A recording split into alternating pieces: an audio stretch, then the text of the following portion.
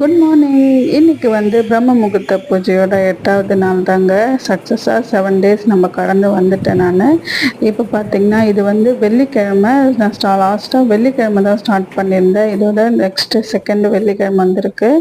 இந்த வெள்ளிக்கிழமை நான் நைவேத்தியமாக வெத்தலை பாக்கு வாழைப்பழம் வச்சு சாமி கும்பிட்டு முடிச்சாச்சு.